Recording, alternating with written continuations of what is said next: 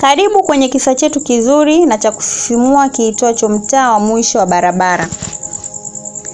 Kijana aitwaye Juma alikuwa anaishi mtaa wa mwisho wa barabara. Ile barabara ambayo watu wengi wanasema haiishi, lakini kwa kweli inaishia kwenye bwawa kubwa la maji machafu ambalo halikuwahi kukauka hata siku moja ya kiangazi kali. Juma alikuwa na tabia moja tu ya ajabu.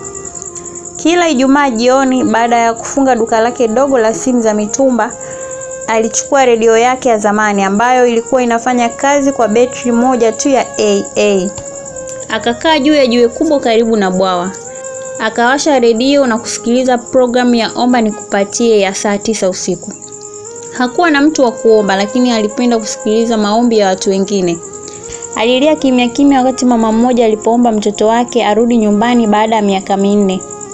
Alitabasamu kidogo wakati kijana mwingine alipoomba apate pikipiki ili aweze kumpeleka mama yake hospitali kwa haraka. Siku moja redio ilianza kusema jina ambalo halikuwa la mtu yeyote aliyewahi kusikia. Juma bin Salum, kama upo, tafadhali wasiliana nasi. Kuna mtu anakutafuta sana. Anauliza, je, bado unakumbuka wimbo wa maua? Juma alisimama ghafla, redio ilizimika yenyewe. Betri haikuisha, lakini ilizimika tu. Alirudi nyumbani kwa haraka. Akafungua sanduku la chuma chini ya kitanda chake. Ndani kulikuwa na picha moja tu. Picha ya wasichana wawili wadogo wakiwa wameshikana mikono mbele ya mti wa mwembe.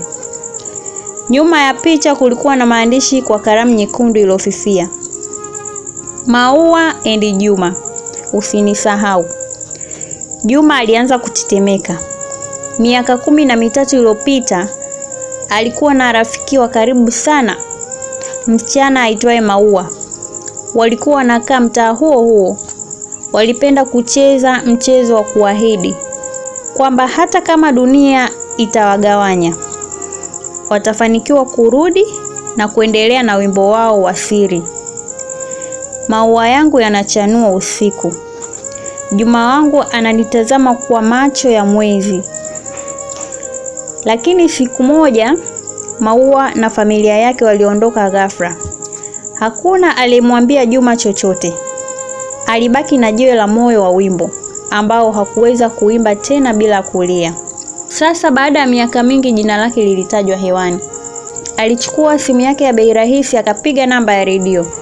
Mwanamume aliyepokea simu alisema kwa sauti ya chini, "Samahani sana. Maua alikuwa mgonjwa sana.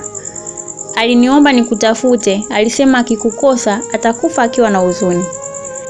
Ameandika barua kwa ajili yako. Tunaweza kukuletea kesho asubuhi?" Juma hakujibu. Aliangua kilio kirefu ambacho hakikujulikana kama kilikuwa cha furaha ama cha huzuni. Alilia kama mtoto mdogo ambaye amepoteza kitu ambacho hakuwa na uhakika kama alikuwa nacho kweli. Kesho yake asubuhi, gari dogo jeupe lilifika mtaa wa mwisho wa barabara. Mwanamke mzee alishuka, akabeba bahasha nyeupe. Alimpa Juma bahasha hiyo bila kusema neno lolote.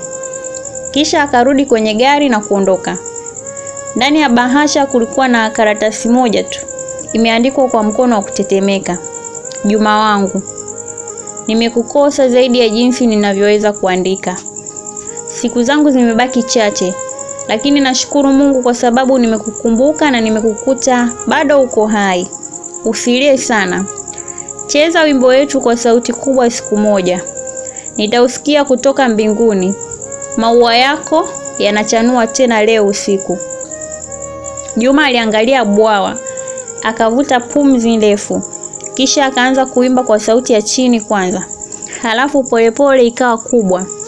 Maua yangu yanachanua usiku. Sauti yake ilisafiri juu ya maji machafu ya bwawa.